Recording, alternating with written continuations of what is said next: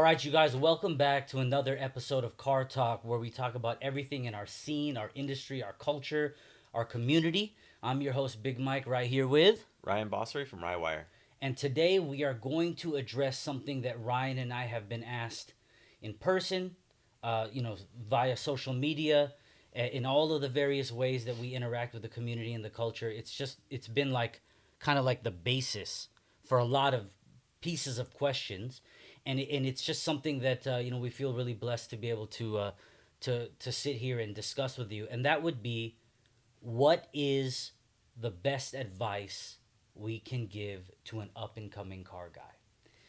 And Ryan, on my page is a lot more personal than yours. Yours is very business, Sure. right?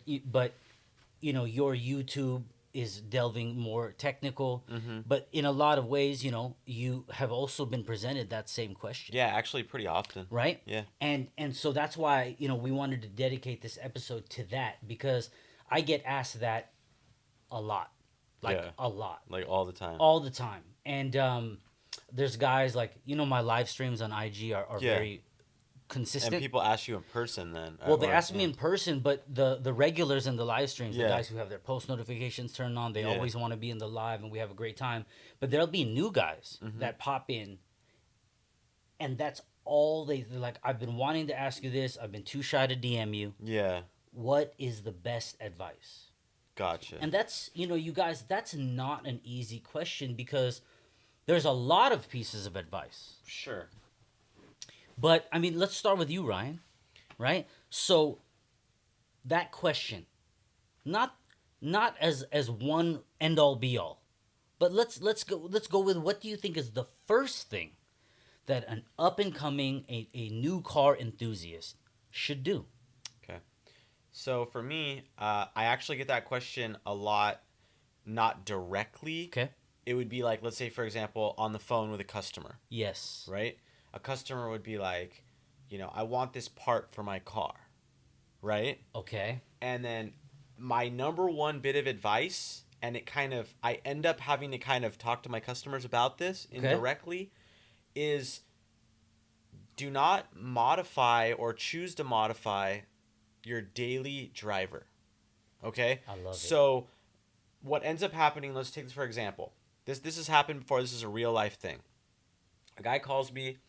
He's like, hey, over the weekend, I installed your brake line tuck. Okay. Okay? And my master cylinder is different than the one in your picture. And I thought that the line would hook up to, like, let's say the other side or whatever the case may be. But the kit didn't work in the one day that he chose to install his brake line kit. Okay? So this is like an ABS, proportioning valve relocation Yes. kit, for example. Yes. And then they're kind of like mad on the phone, like, I need a new line. I need you. Like, what are you gonna do? What to am I gonna help do? me? I don't have brakes. I don't have brakes. Right, like, right. how do I get to work? Yes. And I have to go like, okay, buddy, I get that it didn't work out exactly how you thought. You had it mapped out in your head that kit is gonna go on in one day, and you'll be back on the road. Bleed your brakes real quick. Yes. You're off to work on Monday morning. Yes. That is setting yourself up for disaster. Sure. I think it's a really, really, really important one, that if you guys are going to choose a car to modify, and I mean, think about it as it's a toy. It's really a toy. It's something that you should enjoy on the weekends, build at a slow pace. You're modifying a car, things don't go as planned. No, they don't. They absolutely don't. And, I would like to pride myself in the customers that I've supported. A lot of the installs are very smooth. Yes. They go very easily. The issues are very minor and they're easy to fix. But I mean, let's face it, this customer that I'm trying to, that just jumps out in my head, that a line wasn't right. I had to send them another line. Okay, I'll get it in the mail. Yes. But it's not my job to rush overnight something to you and, oh my God, mass panic, you're not going to be able to work on Monday, and I'm not going to pay for your day that you missed. Sorry, it just doesn't work that way. It doesn't work that way. They need to make sure that they are modifying vehicles that they are not dependent on to make more money.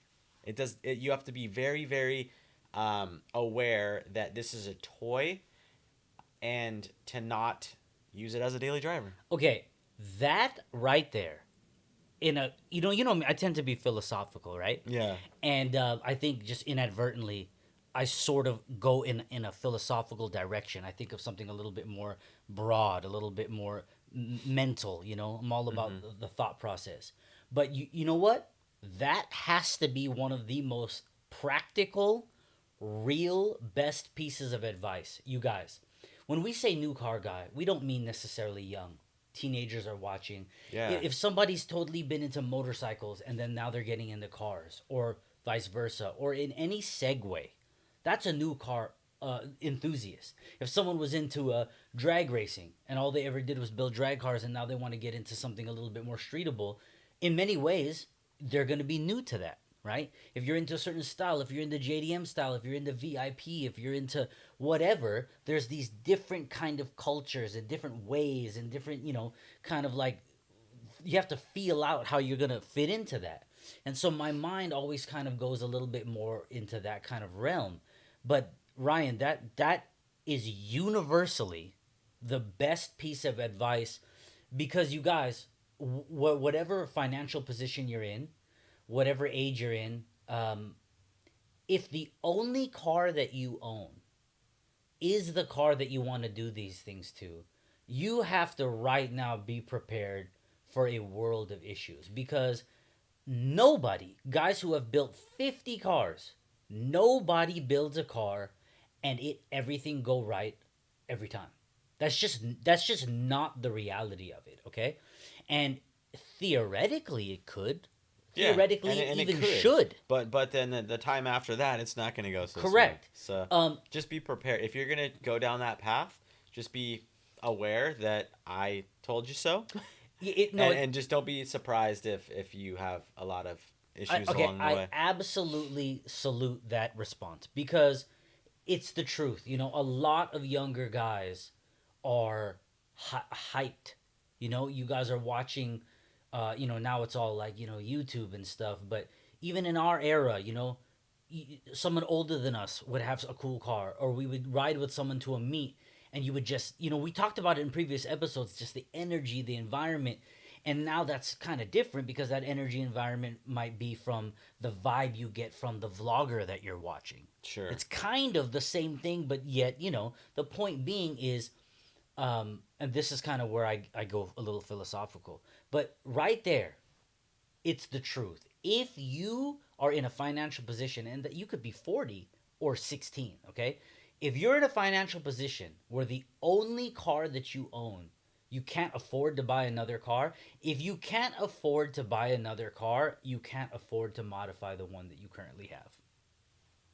I mean, Or unless be you, just prepared to have. or you just be prepared for downtime. If you Yeah. have, I don't know, do you work close? You can Uber or Lyft it. You have carpool, friends, family. I mean, there's a lot of ways to work around that. But unless you're just, I don't know, changing wheels and tires, Yeah. if you're changing your shift knob, your audio setup, I mean, there's a whole lot of ways to modify a car that will not prevent it from getting you to work. Yeah, or But like if you're let's getting say if into you're doing anything if you're else, doing some lowering springs, sure, be sure. be prepared for problems, but it All could, it takes is you starting after work at like 5 or 6, and then you like rounding out the head of a bolt, right. and you're done. Yeah. Like you're done for that night, or you're gonna be up all night trying to do it. But it's the truth, and I think a lot of younger guys don't necessarily understand that, or there's the impatience, and maybe no fault of your own, but you're like everyone around me is doing it, I want to do it.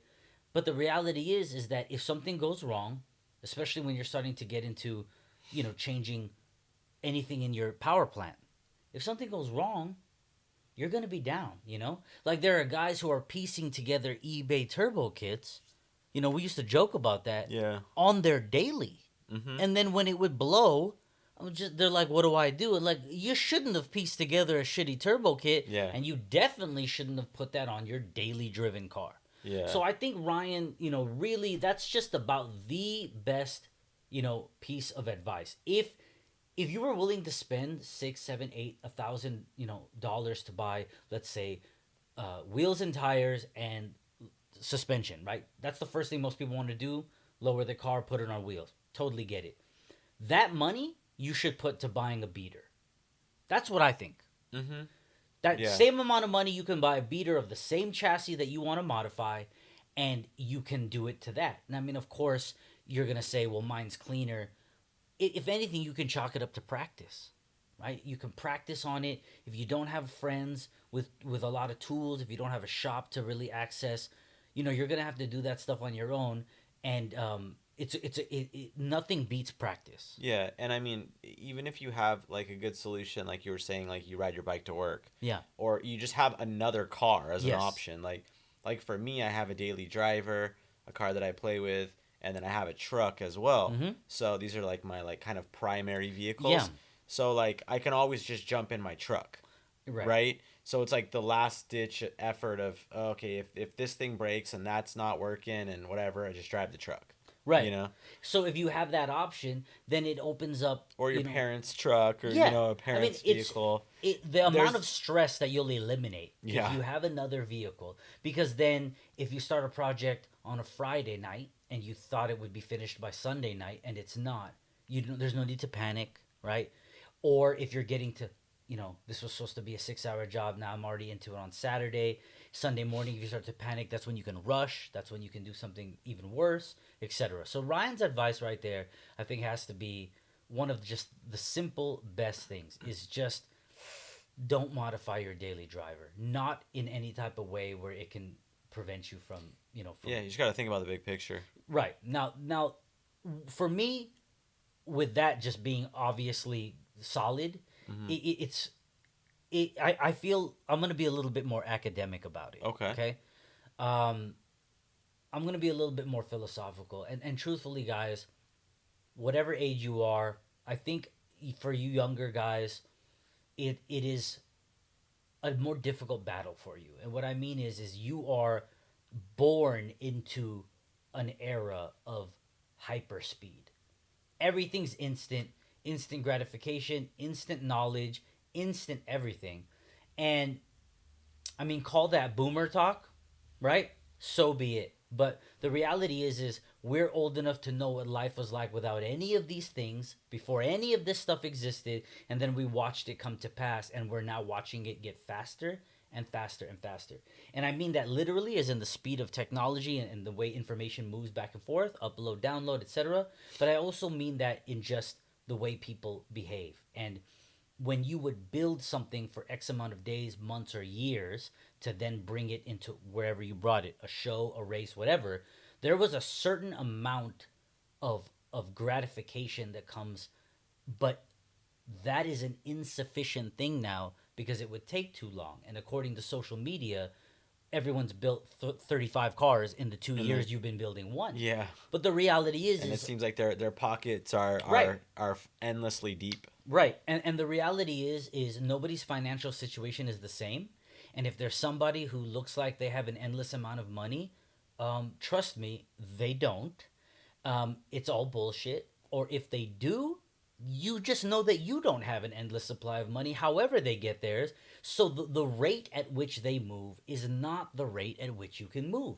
And I know that seems really obvious, but you look around and you see people who are constantly trying to keep up with the Joneses. People are chasing after, the next photo shoot, The next thing. the next.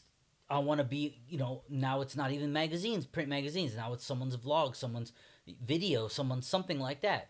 And you guys, listen to me, whatever age you are, this is a difficult thing to do, but you're going to have to acknowledge it and be okay with the reality that you might just be simply moving slower than what you're looking at on social media. Because it's not just that one person, that one channel. You're talking about you follow how many pages on IG, you subscribe to how many different things on YouTube. So you're just constantly bombarding yourself with the content, which is a good thing, but you're also feeling like I just watched 50 different builds happening all over, And then you look at your own and you're like, I, why isn't this moving and I faster? am not keeping up. And Yeah. that's just What that's am I doing wrong? what am I doing wrong? Exactly. And you're not doing anything wrong, okay? Because you work for your money or what however you get your money, And that is going to be your biggest limitation because look, this is not a fairy tale. I mean, modifying cars is mental and artistic and all that stuff, but it's also motherfucking monetary. This is money you're going to have to earn and go spend money, okay? I don't care what anyone tells you. And the person who has more money has more resources, literally. They might not know what to do with them. You can't buy taste, as they say, right? So there might be some flamboyant, flashy, overly done stuff, which is an indication of how some people spend their resources, aka their money. But you need to embrace what you envision, right? If you've read magazines, if you watch vlogs, if you've gone on IG, looked up hashtags, wherever you get the images that you're screenshotting or right clicking and saving, and you look through these folders, or you don't even people might not even save anymore. They might just keep going back to whatever channel or Yeah, page. yeah, yeah. Whatever you do, when you see something that stands out, this set of wheels, this offset, this lip, this color, when you come up with your vision, at some point in time, I humbly believe you have to stick to that and go through the process to get there. Because if you don't decide and make a decision, you're always going to be morphing because at the rate that you're moving in real life, the internet is moving a million times faster. So by the time you get there, that might not even be in style anymore. It could like basically like veer you significantly off And track. and what happens is if it's veering you off track, like Ryan just said, but but when would you ever finish? Because it's gonna veer left, it's Yeah. gonna veer right, and by the time you catch that veer, you're getting there. It's going in a different direction again. It's gonna be a different thing. And it happens to the best of us. It does. But Okay. this is an advice Yes. segment. Yes. And Yes. so we're trying to give you ways that, like we have done. Like I modified my daily driver when my first Yeah. car, Yeah. So I'm guilty of it. Yes. I'm And that's why I'm we're guilty, saying don't yeah, do that. exactly. I'm guilty of both of the things that we're talking about. Yeah. So, with that being said, I think it's really important that if we could tell you guys that this is where we went wrong, Yeah. that you can learn from that. Yeah. I mean, right there, it's really just a thing that you have the invaluable opportunity to learn from the people who came before you. And I'm a big believer in paying homage to the people that came before and paved the way. And so that's why I can say that I think the biggest pieces of advice, what Ryan said, is just perfect. And then the other one would be you just have to be okay with what you're doing. Okay, you have to write it down. Like I did a video on my personal YouTube a long time ago, and it was basically just like go old school, write it down. Like okay, so this is I kind of been answering, but just like Ryan, what clicked with him and what his best and first piece of advice was, this is what mine is. Mine is this: decide what you want to do with your car. That's already a difficult thing because many people don't really know. Whatever you envision, whatever you want to do, you want to build a track car, you want to build a race car, you want to build a show car, you want to build a daily, whatever, right? Make the decision, and I say go old school. Grab a piece of paper and a pen. Yes, there's notes on your phone. Yes, you could type it out in an Excel spreadsheet. But when you disconnect from the same device that's kind of filling your mind with all of the images, it helps. Mm-hmm. Yeah. Disconnect from the social media and the digital anything. Take a pen and a paper. Write down all of the modifications that it will take to get to your vision. Whatever you see in your head, right? Whatever you want it to be. Make a list and write down bullet point number 1, number 2, whatever you want to do of the parts needed to get your vision to become a reality, and then price out each one. And when you see those numbers right there in front of you, and you can add them up nice and easily, that's when you'll have a very real life understanding of what you're trying to do. Because I think most people, us included for sure, we didn't do that shit. Nobody really does that except for the most organized. And what ended up happening is you end up getting lost because the tastes tend to be beyond what you make. There's a lot of guys who make good money and have amazing cars. Those are the examples of people who have a certain type of income that can also fund what they're trying to do. It's not like no one can do it or everyone can do it. There are differences, and we need to be okay with the fact that there are going to be differences. So when you write down this list of everything you have in your mind to create your vision and then you price them out, when you add that number up, if that number is okay with you, you now have a list to begin. Check them off. If that number is way over the top, then you have to reevaluate what you're doing. And I think if people do that from the beginning, you're going to prevent a lot of the arguments of people trying to justify buying replicas or fake parts. Because that whole argument, in my opinion, that whole argument, that whole justification is based off of, well, those are too expensive. Why is it too expensive? What you really mean is, based off the amount of money you have, it will just take you too long to get it. That's what that really means. Yeah. Right? With the whole like writing down stuff, Mm-hmm. to kind of put on top of it, if it's also within the budget, something that I would recommend is creating a rendering. I think like especially if you're building a car that is going to be on like a global stage, like you aspire to build something for maybe like SEMA, maybe for an individual, or if it is a something you're trying to sell, or there's a situation for it is what I'm Yeah. getting at. So in the last 3 builds that I've done, and actually only 2 of them were cars, Okay. we have created renderings Yes. and then did exactly what you said. So for my house, Listed it out. I Okay. Yeah. built a render and I figured out what I wanted and I wrote down what I wanted. Yes. And then I figured out if it was in my budget and I went down the path that worked. Same thing happened with the Orange Integra. That was the first one that I did that on. And then the EVS 2000. So that would be basically writing everything down on paper, figuring out what it's going to take to kind of have your pseudo vision. Then you get with somebody like Cody did the render for the EV car, Mm-hmm. and then John Sabal did the render for the Integra. Yeah. So what they do is they're gonna design something based on what you're telling them that you want. Yep. You're like, I like this part, I like this part, I like this part, and then you get to visually see it as a full representation to be able to see if it's something that one flows together. Yes. You could pick a mirror, for example, and then a color, Yes. and then realize that that mirror doesn't go with the color of your car, right.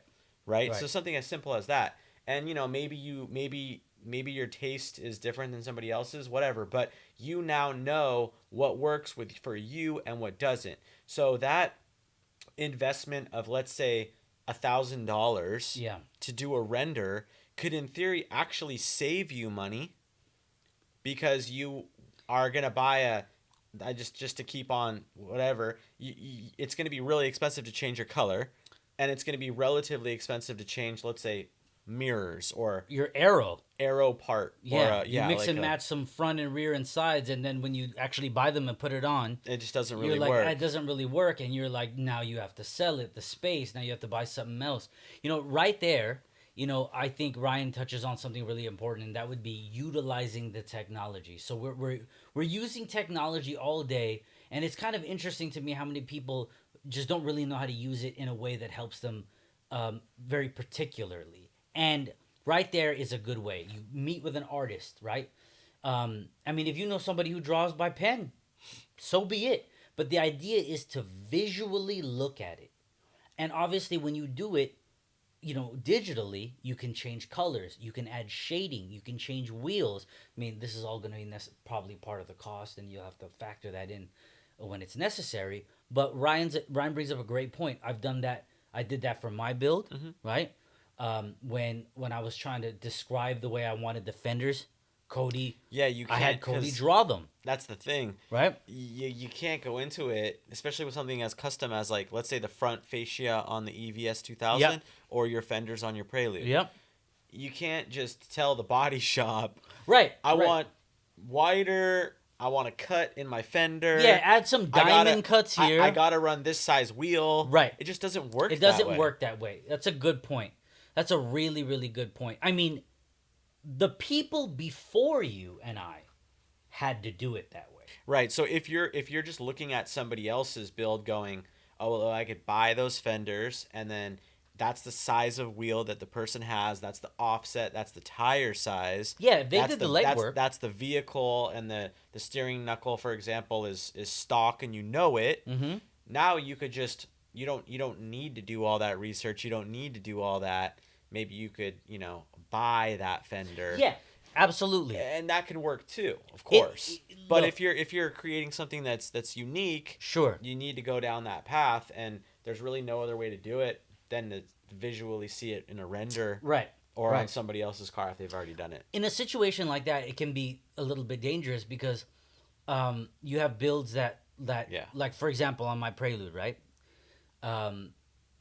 If I just said, okay, half OEM Honda front bumper, half June, widened but not riveted, smooth, and then fenders following the OEM line but 35 mil wider, and then have a cutout here integrated but not too sharp, just do it that way.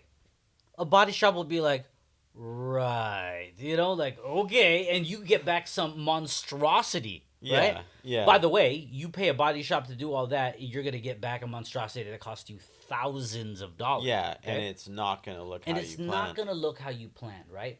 So you take a build like mine that he was talking about, if you have this fender, this wheel, this tire, this offset, this fender, this bumper, this arch, you can totally do that. I mean, that's what happens for the people that paved the way.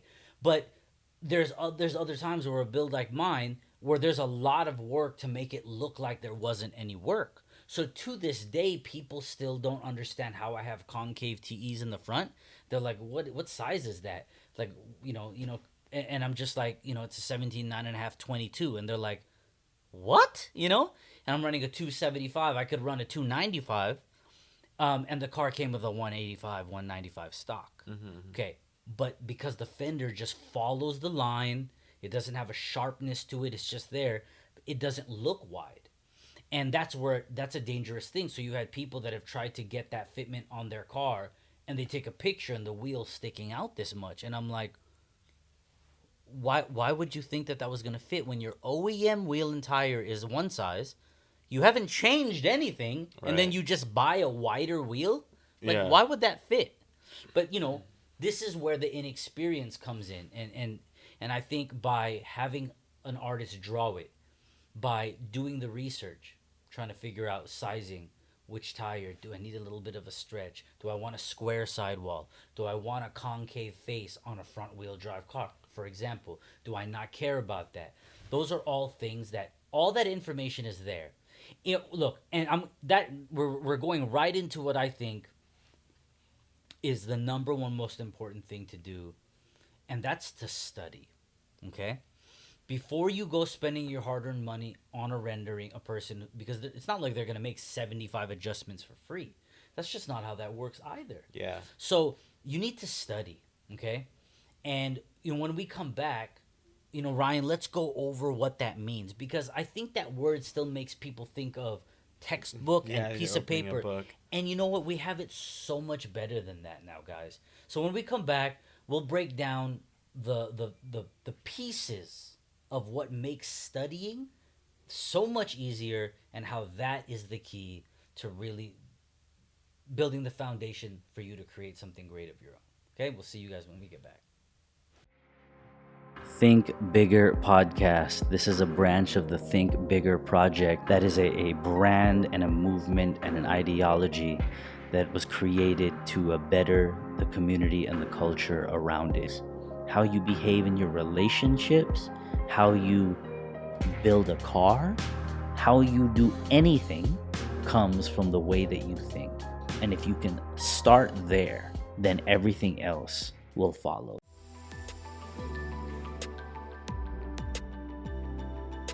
Hey, what's going on, everybody? Ryan from Rywire here, and today I have something really, really cool to show you. What I want to show you guys is that nothing that I'm doing here is so far-fetched that you guys can't do it at home. We don't have any CNC, there's no 5-axis machine here. I'm literally just using my brain and hand tools to get a really, really cool project done. Even in the most basic conditions, a beautiful outcome can arise. All right, guys, welcome back. So, the first segment, we touched on all these various ways that we believe is the best place and way for an up-and-coming car guy to start. And we are getting right back into it with the word study. And like I was saying in our first segment, that might kind of turn some people off, like even unconsciously. Yeah. I say study, people are like, ah. School's not really for me. But like, Ryan, let's talk about that, right? Because studying doesn't have to be I got a pencil in my ear and an eraser and a notepad and a fat textbook. I think people still kind of think of that when they hear the word study. But there's so many different ways. Like for example, like what is the methodology, the studying that you had to do to accomplish what you have? Okay. Yeah, I guess recently it's pretty fresh in my mind. Like I've said before in these shows, is that I had never built an electric car before the S2000 that we just did, this last year. I had to learn a lot. Yes. And it was about a year of learning. Okay? There was about a year of learning and studying that I had to do to accomplish that goal and to get it to work. I found myself, doing the YouTube thing. Yes. Right? Doing the Instagram thing. Seeing a lot of pictures. I really started getting into the nitty-gritty of it. So I would break down systems that I need to learn. Okay. And I would hyper-focus on each one of those. For example, I had to figure out how the batteries worked for those 400-volt batteries. Yeah. I found this video where this guy, they literally call it a deep dive. And it was a great video. It was 2 hours long. And this dude literally dissects the same battery pack that I ended up with, and he goes all the way down to the individual smallest detail of the batteries. So that was invaluable. So yeah, it was amazing. So valuable, right?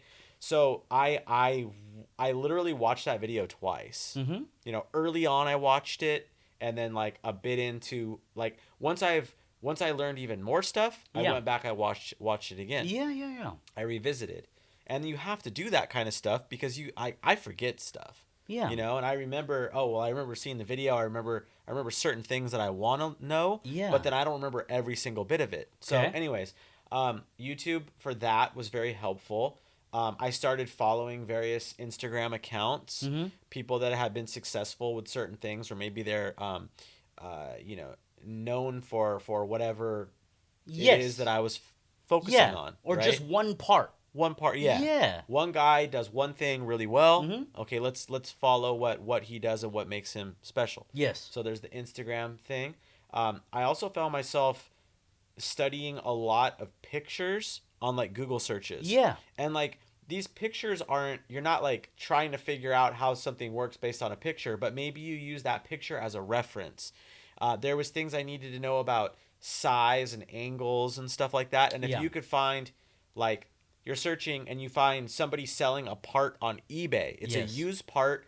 All of a sudden now you get a visual, you get a reference of a size. You realize if this component that in your mind seems like it could work. Yeah. Now you can kind of see it in its rawest form. Yes. Let's say, for example, it's like a water valve, because there was this one water valve that I was like kept hearing how valuable this like 4-way water valve was. Yeah. Like, how could I find one, what the part number is, et cetera, eBay. Okay. I found it. I was able to, purchase it cheap. Yeah. But like that was just, I was studying and I ended up at eBay. Okay, where I can but get a picture, I can get. But you only knew to search and ultimately find it on eBay because you did the learning and the research to decide that was the one that I should be looking at. Or maybe I was breaking down, let's say I used a lot of like Tesla components. Yes. I was able to research and find, I have a friend that works at Tesla, and he actually sent me a lot of documentation Okay. where I was sifting through and figuring out like, oh, is this device on CAN? Because Okay. if it's on CAN, I probably won't be able to use it because it's a Tesla specific CAN that I can't get into, Yeah. right? And if it's not, oh, it's pulse width. Oh, cool. Well, I Yes. can control that with one of my other controllers. Yes. See what I'm saying? So, just that research, and you go down a path where you're like, I'm trying to get this one thing to work, air conditioning, Yes. right? What do I need to make this work? Yes. What are my options? So Yes. I'm eBaying, I'm looking at components. I'm like, sometimes people give you gold without even knowing it. Right. You'll find a picture, and the picture shows something clear as day that, oh my god, that, that tells me that it does it this way. Yes. See what I'm saying?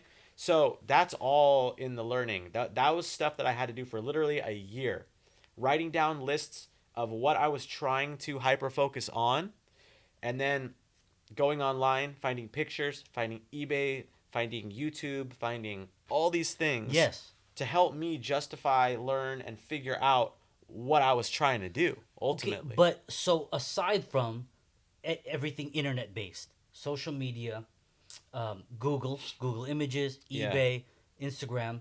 I mean, did studying involve other types of studying? I did like electronic troubleshooting manuals. Okay, So like paper manuals. paper manuals. Mm-hmm. Belade Sports had an S2000 ETM. Service manual. Yeah, Yeah. service manual. Uh, it was like 2 books this big, like 600 pages. Mm-hmm. And I leafed through and used the table of Yes. contents Yes. to find certain things. Like I needed to, find how to power up the windows and Yeah. everything. I find those flow charts and all that thing. So I found everything on the ETM, and so there's physical books. Okay. So really, what Ryan, you guys don't let the but that's for an EV S2K build. Don't let that cloud you. If some part of you is like, well, that was for that. That's applicable to anything. And I really believe that. So, when we're talking about studying, you guys, the reason why, for those of you that happen to be younger, who have been raised in the era of technology, it's very much second nature to you. For people like us and people older, we had to learn it. We still are learning it. But what I'm saying is that there are so many people that have all of mankind's recorded information. Anything that has ever been done, At their fingertips. it's in seconds at your fingertips from your mobile device, from your phone, which is really a supercomputer that has a phone on it, or your desktop, okay? Your tablet, whatever. And I mean, it still fascinates me to this day because, you guys, there are people who've made a living making, before in the forums, it was a DIY. And somebody had to write paragraphs worth of information describing the steps. Yes, they would take pictures.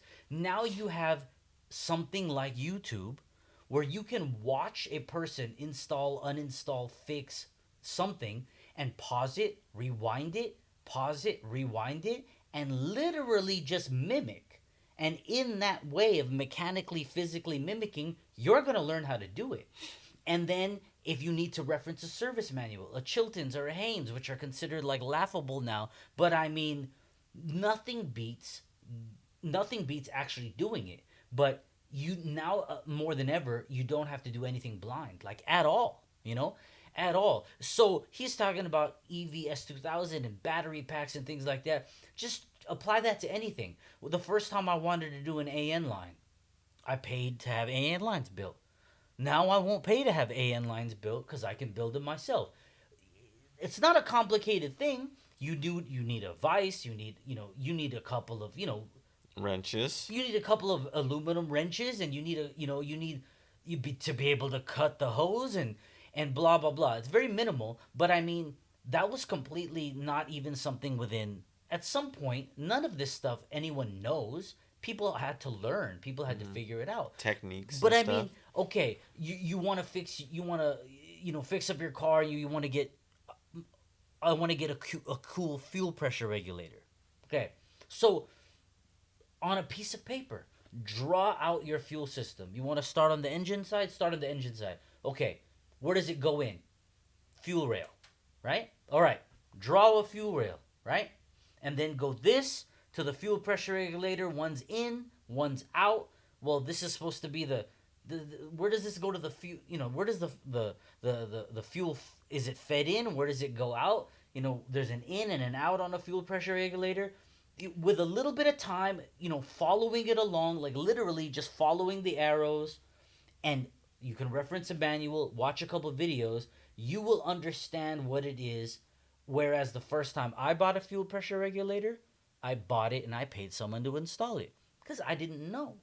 Now there's almost no excuse for that. Now, if you're someone who doesn't care to know, we're not knocking that. But for the people that are trying to understand and do that, just draw it out, Mm-hmm. right? Each one of these things has an in and an out. These companies make them like that. Yeah, if you draw it out and you you know, read the instructions Yeah, that come with it, you could figure out potentially if you have like a wrong fitting somewhere or you right, need something specialized or right. custom, you'll figure that out pretty quick. Pretty quickly. So that's a perfect example, right? I mean, trying to figure out how to do your fuel. You've got injectors, you've got the rail feeds this, the regulator feeds that, the tank feeds it, it all returns this way. And then that's when you start to have an understanding of these things, then you can say, okay, well, this fuel rail, it feeds in the middle. So if it feeds in the middle, then what about the sides? Or it only enters on this side. And then you can start to get a feel for how you can say, all right, well, if I do a center feed, then it's routed this way and I can route it that way because you know where the return is, you know where the feed is. Or I want to actually go in on the side, cap it off on this end, and do a T and come out another way. I mean, once you start to do that, you guys, it starts with just looking at other people's builds. Even if you're on a picture, zooming in, right? Zoom in. Trace, okay, well, that's their FPR there. That's their rail, but usually on this setup, I've seen it enter on the other side. Why is this one on this side? Once you understand how that works, that's not going to be some mind boggling thing, okay? And that's applicable to anything, okay? Studying, you should never be beyond studying. And I don't mean organic, I looked at 75,000 Instagram pages, so how come I don't know this yet? We're talking about studying. But you don't have to do it the old school way, you know, rubbing your eyes until 2 in the morning reading a textbook. There's books, there's YouTube videos, there's social media, there's Google. You can just type in anything in the world into Google and you're going to find an answer, right? You might have to leaf through a couple of links. But the amount of people who will hit me up and say, I have a 17-inch wheel, 17 by 8-inch wheel, will it fit on my car? I get questions like that. And I'm just like, I appreciate you reaching out and asking me, have you seen anyone else with that wheel on their car? And they're just like, yeah. Could they turn? Yeah. Then you just answered your own question. Right. You really did, right? Yeah. Um, and it's not to be mean. It's because I don't want to just answer the question. I want to see that there's some amount of effort because with all of the information that's available to people, that instant gratification is very much a gift and a curse because you have the instant ability to access a wealth of information, but sometimes you want the instant answer from another source, like asking a person, and you don't even want to look for it. So I think that drawing things out, writing things out, making a physical list, right? Follow the YouTube channels that make content that is beneficial to you, right? Learn to separate what entertainment is and what is knowledgeable, okay? And that's sort of a philosophical answer again, but I really mean that because we all spend a lot of time on social media and it is, if you really think about what we're looking at, it is entertainment. It is not information, okay? There's a very fucking big difference between entertainment and information. If you watch something and all you did was come out of that thinking what they did was cool and I laughed and you have no knowledge and there's nothing better, you that's not really worth your time. Okay? That's entertainment. That's It's all that entertainment. is. Everyone needs entertainment. Life's stressful. You want to laugh. You want to be zone out of things. Cool. But don't use that time up and then say, I don't have enough time to learn how to do something for myself. Yeah. Okay? Like cat videos are only entertainment. To explain that, Ryan is a cat person. But I don't And really watch cat videos. anymore.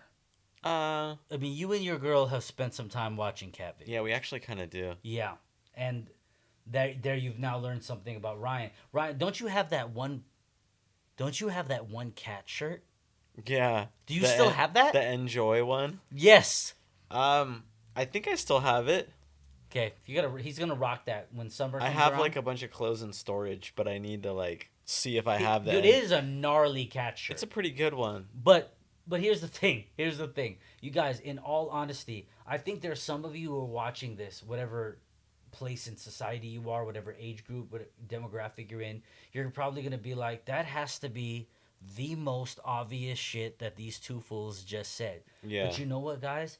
It's not that obvious to people. Some people don't understand that all the information's right there, but they're too busy watching fucking TikTok videos. Don't do that, okay? Social media is social media, and it has a wealth of information and misinformation too, right? That's the internet. You're gonna have to spend the time. I would say go to events. I know with COVID it's all kind of weird, but outdoor events are still happening. Go to events. Look at cars. Go up close and look at them. Get a feel for for the person. And if You can have discussions with the owners. if you feel want to just put yourself out there, ask the owner a question. If they're a dick, fuck them then. Then move on to the next person. But a lot of guys aren't dicks. They're totally down to answer. I mean, I ended up doing that for years, right? With the the green prelude. Remember, we used to be at all those events, and there would always be questions because that was one of those engine bays that to this day people are like, that car didn't run, and you know. But you guys, talk to people, right? Watch, read. But I say, like what Ryan said, there's just a series of things. Don't modify a car until you've read a little bit, until you've researched a little bit, and don't do it if it's your only one, Yeah. right? And don't be ashamed to ask questions. Don't be ashamed to admit you don't know something. And then finally, get your hands dirty. If you've never jacked up a car, look up the jack points, jack it up, be safe, and then get underneath it. Look around. Mm-hmm. If you got your phone there, just watch a video on how to change oil. Watch a video on how to pull your suspension. Who cares? And then just look, get a flashlight, and be like, okay, well that was that bolt that they were doing. This is that control arm. Oh, I get it. It just sits like that, and those three hold it up in the shock tower. How else did anyone else learn? Mm-hmm. So that's what I think. Stuff starts making sense It does. the more and longer you look at it. Yes. Okay. So For me, at least, that's how I feel. I mean that's how we both do it. But that's from experience, and now you guys have a bit of a glimpse. Some of that might have seemed really simple, but apply it then. If it's just that simple, if it's oversimplified to you, then apply it and let us know if you think any of this information was useful for you, and also what channels, what pages have you found that you think others that are going to be able to read the comments would benefit from. So put them in the comments, share that with us, because if a person has a page that is kind of under the radar, but they're well edited and clean, and you can understand what they're showing you, and you think it would help people, then share it. Those people deserve to get the exposure, and we can use Car Talk comment section as a place to kind of compile that. Because on YouTube you can put the link, Yeah. right? So you can make that linkable. So that's great. So let us know, and we'll also share that with people, or we might totally be able to Use it. use it, because we do it all the time. I mean, we're mapping stuff out all the time. Like the fuel system in my car, the fuel system in the Integra. That was drawing after drawing, placement. Okay, so I have 2 ins, 1 out, 1 feed, 1 return. If I place it here, if you're trying to do all of this in your head, how is it going to go, right? But if you're like, all right, piece of paper, draw the surge tank here. Okay, well, if it's here, this has to come from this area. Yeah.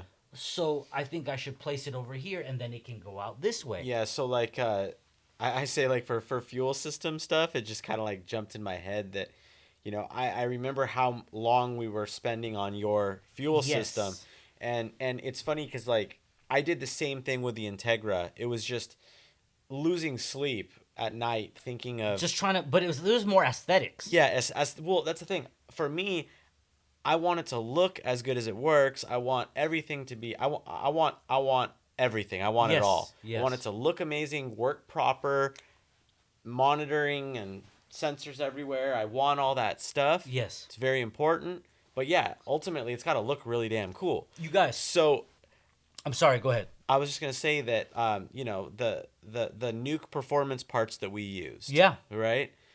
How funny is that? We bought our nuke performance components. Yes. Right. And then we were able to meet the guys from nuke performance. Yes.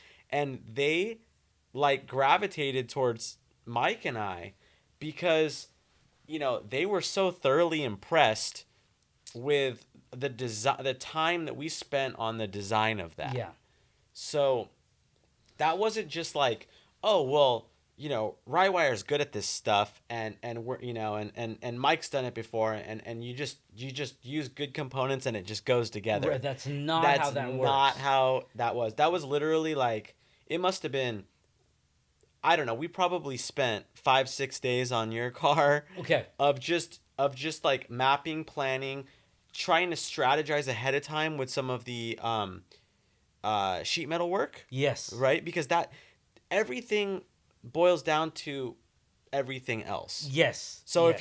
if you literally are like, I'm gonna do all this sheet metal work in the back of your car, but you have not even strategized any of like the surge tank, if that's where Right. where you're gonna put it, Right. it's not gonna look good. No, and you're gonna lose a lot of time and a whole hell of a lot of money doing it Right. that way. So prefabrication, Yes. for let's say for my orange car, that was all laid out and that was already preliminary strategizing of that prior to any kind of fabrication. Right. Then when fabrication started, it changes things, but you're still kind of on track, Yes. right? When fabrication is complete, you've already mocked everything up, and then you start getting excited because then things are, when they're starting to get coated, Yes. they fall into place, Yes. everything works out as your design, Yes. and then it turns out phenomenal. Yes. Like if you look, I have never honestly seen a fuel system the way that we did your car and my orange car. I've never seen any that good before. And I think like that's why Nuke is just like, oh my god, we love this. Yeah. Because it's using their parts. Yes. And then when it went together, it's just like, oh, game over. You guys, just with all the XRP fittings, AN and like lines. Okay. AN lines. To really It's understand pretty cool. what we're talking about is look up, right, the Rywire GT3 Integra, and you'll find pictures of the interior and subsequently the trunk and the fuel setup. When you look up the Big Mike Prelude, hashtag Big Mike Prelude, hashtag GT3 Integra, they'll come up. Hundreds, maybe more than that, 1,000 photos. Google, just because of the amount of stuff that was taken over the years. And my whole point is amongst those, you're going to find interior ones. You're going to find trunk ones. You can look at Speed Hunters for my car and his. The Chronicles, there's pictures of the trunk setups. And my point is, we have very similar setups, but they look entirely different. So Ryan's, for example, in his Integra, if you were to stand over and open the hatch and look down, his surge tank is offset and the lines kind of do a curve and exit through the sheet metal. It's got a very industrial, very cool look. My car, I wanted everything to be inline, right? So the whole design is literally straight, but that's also because my chassis has an opening in the chassis for the OEM fuel feed and return in a different place than an Integra does. And Ryan ended up cutting into his chassis to run it a certain way. So when you start learning about things and you start figuring out these different types of things, you can plan them together. And so basically, my setup is inline and his has sort of an offset kind of like curvature to it.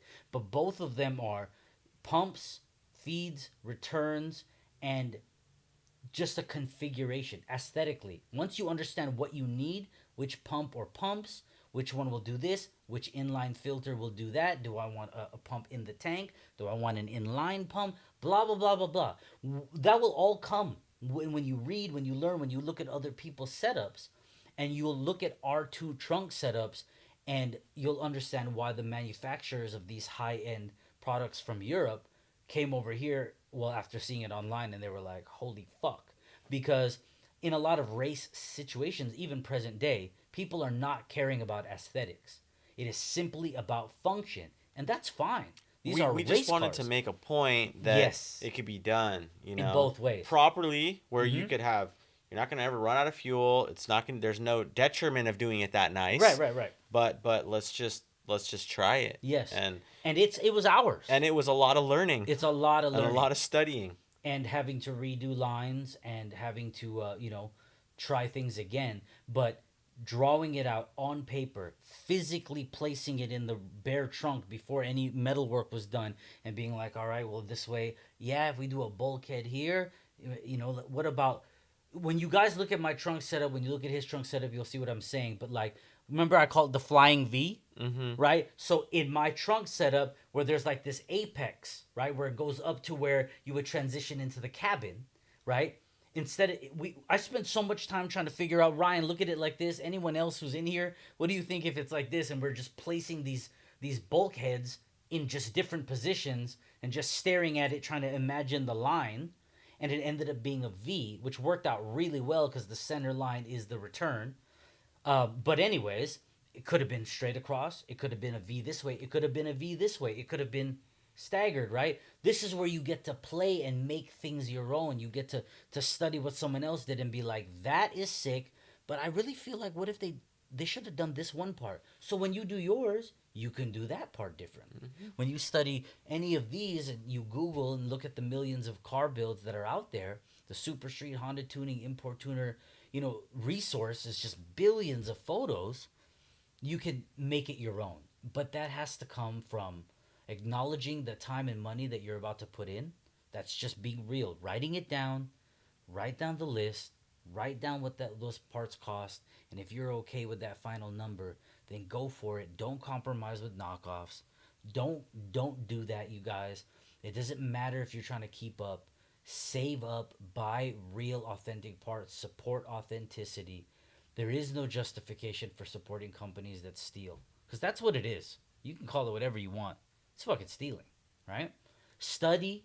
Don't be ashamed to be moving slower than the world seems to be, the internet, right? Ask questions and, reference the channels, the pages that are here for you. Like Car Talk. This is for you. This is to benefit you guys. And if you feel like this particular set of answers and subject matter was beneficial for you, let us know in the comments. You know the YouTube saying, like this video, subscribe, Smash something. I don't it's know the what it is, but the bell, smash bell. the bell, and help us grow, help us fight the algorithm by growing, so that other people, if you believe they will benefit from the subjects and the episodes we have, then by all means, you guys share it, comment, like, subscribe, and all that jazz. What do you think about that? Oh, I think that we're out. I think that I think that we're out of time. I think that we're out of time. All right, then, you guys. Thank you for joining us. We'll see you on another episode of Car Talk.